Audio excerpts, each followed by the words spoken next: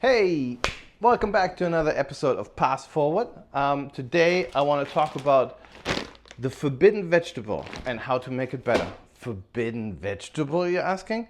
Well, in the 1800s, in Prussia, there was this guy called Frederick the Great, and he had a real problem on his hand.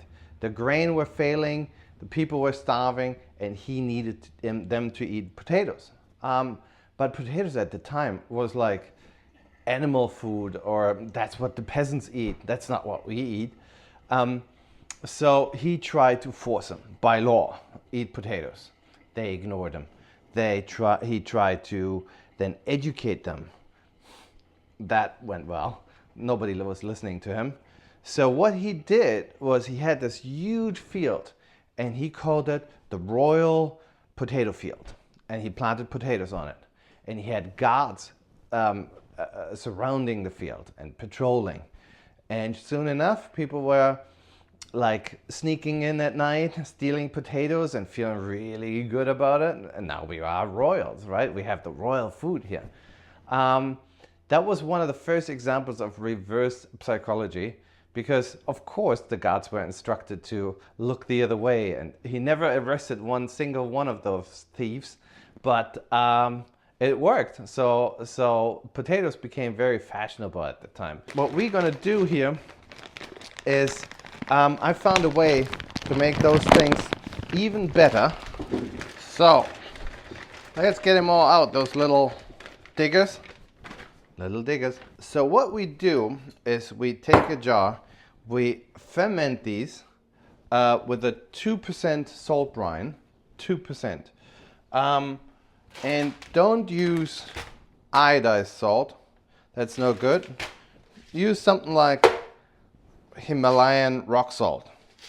The reason is the iodine is restricting any, fermentation and anything. That's what that iodized is for, and we don't want that. So for those potatoes, I cut them up a little in half so they have all the same size.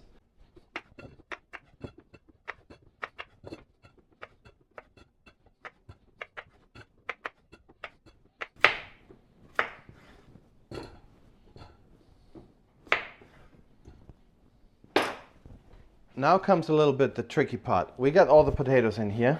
I fill it up with water. Then I fill the water back into this jar. And then I see how much water I use for this jar. And then I make the 2% brine. 2% means 2 grams per 100 milliliter of water. So depending on how much water we actually use for our jar, that's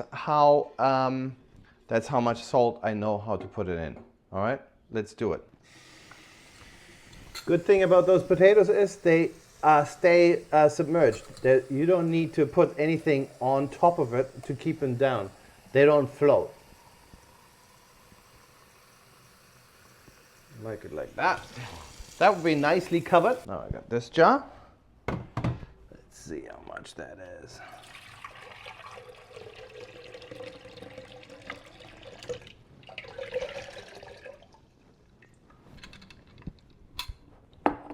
Hold on, you little cheetah. So what do we got here? How much is that? It's 1,000. So that's 1 liter. That makes it easy. 1 liter means 20 grams of salt in here.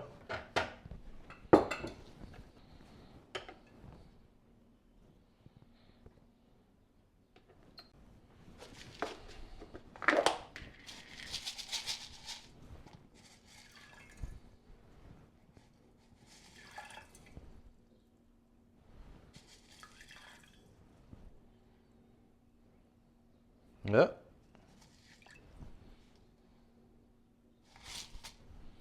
Nice.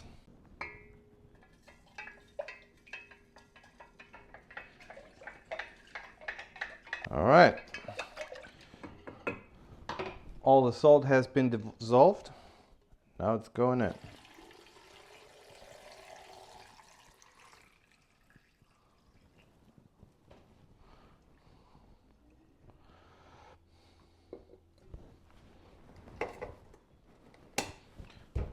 Hey, so this beautiful jar of floating potatoes now can sit for about 3 to 5 days on your kitchen counter.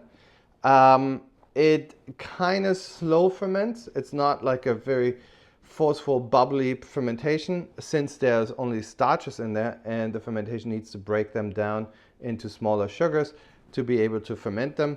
But still kind of open it every second day or so to burp it a little bit. Yeah, and then don't worry about the longer you stand, the saltier they get. The 2% brine is for us, we found is the sweet spot. They're not getting any saltier than that the longer they sit in there. If you want them saltier, make a 3%. 3% works too, brine, but it was too salty for me, so the 2% is right. Good luck with it. So guys, it's time now. They have now fermented for about 5 or 6 days. I will drain the liquid. The liquid is actually historically used for a bread starter. They have the yeast, they are active. We do have a sourdough starter. We can discard them. I can't use them for the recipe, and you shouldn't use it for other potatoes. And we now burp it. Ah, there you go. Burped a little bit. And now I drain them. I wash them once.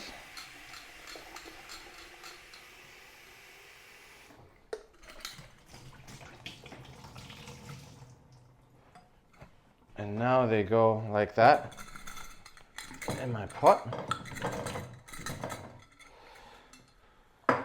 Now we boil them as normal. The reason why, so my plan with those is roast potatoes. And the perfect roast potatoes for me, for the recipe that I do, is to boil them so they break down on the outside a little bit. They have more surface area. They're a little broken up. They can be crunchier on the outside and the inside is nice and waxy.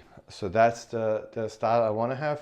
Usually for French fries or something, I would say put a little vinegar in the boiling water, so it protects the pectin from breaking down. They stay firmer on the outside. With those ones here now, I want them to break up a little bit.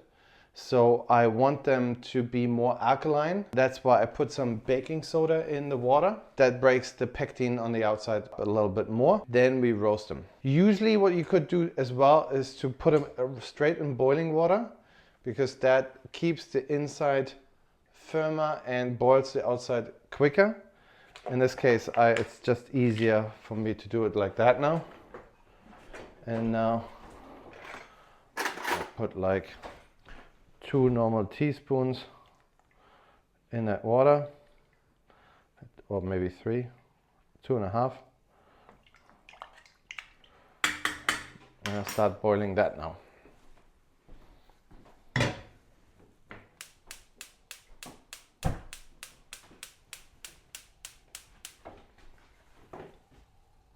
So, Alfred, you wanna... Okay, the potatoes have boiled now. We drain them. They are semi-soft, waxy soft. And we now put them on a rack. Look like normal potatoes. Now comes olive oil, and unlike other potatoes, these do not need any more salt because the salt is completely in them and they're nicely salted. And I have made something here that is rosemary and garlic, and if I would put that over here now, it just burns. So what I do with that is I put a little pan, a little bit of oil, make it golden, take it off the heat, leave it right. When they are ready and they're all crunchy and crisp on the outside, then I put that oil over it, toss them, and then I have like the nice green color of the rosemary, the nice garlic tones without being bitter. And and that's gonna be I think it's better than putting them over now and just let the garlic burn. All right, there you go in the oven. Bye bye, and just put them. I can't tell you how long they're gonna be in the oven because you just have an eye on it. Once they're nice and golden or the way you like them, then they're perfect. Sometime in about 15 minutes, I toss them around. I turn them over, otherwise they burn one-sided and not the other side. Oh, and I got the oven on grill and convection, whatever barbecue, whatever oven you have, do it this way. It's fine. So, look at this. So we got the potatoes. I'm gonna show, while you cut them, I'm gonna show the potatoes to the camera, if I can. The potatoes, I don't know if you see that. Nah, you don't. All right. So the potatoes are perfectly golden brown. The herbs are tossed in the pan with the meat at the end. And then I toss the crunchy potatoes in that pan. So I think it's good. We got our, I gotta do something. So we got our house-made wine. I'm gonna have a link for that here now, if you wanna see that video. We also have here on the table our homemade ketchup for Alfred. And that video for that ketchup is down there, probably, maybe, or somewhere else here. We got the fermented potatoes that we made in a different video, and this is the tasting video for that. So I'm very curious on how they are and how they got and whether we like it. They are special because they're fermented, and they're special because they have less of a glycemic index, less of starch, they're healthier, and etc. And now we got the meat, and what we do now is we are having a taste test between the three variation of preserving of the horseradish. This one is, it's hard to speak because the water in my mouth. This one is the one that is that's the classic. The classic vinegar, and grated horseradish, yes, and a little bit of salt. This one is the creamed one, no vinegar, grated horseradish, and cream, and a little bit of salt. And this one is the fermented one. This one is the one that I'm actually very curious about how that turned out. I don't think it's very good. It's very dry and coarse, whereas the others are like condiment sauce. This just looks flaky. My prediction is that I like this one the best. Yeah, me too. We will see. Me too. Cheers to the upcoming thingy.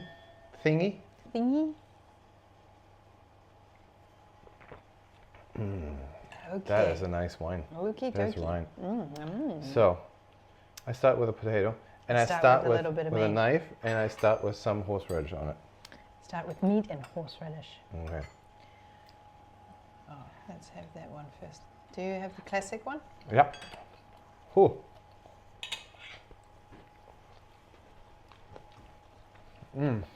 That is.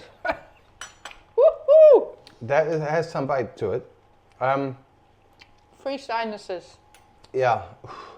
That is like wasabi. A little bit sweeter maybe, but it is like wasabi. And I have to say the potatoes are beautiful, but they're hot. Be careful. They're quite hot. They come still from the oven. Straight from the oven. So guys, cheers. My apologies for this. We had a malfunction with the camera. There was footage not recorded. In the meantime, we finished the dinner. We talked and talked and talked. Now we gotta say again what we wanted to say. What was our result? Our result was that do the potatoes. They're really good for you. They're much nicer. They're really great in taste. I think they're more potatoey. Potatoey and easier to digest. Yeah. Thank you. Like and subscribe. Thank you very much, guys. We love you.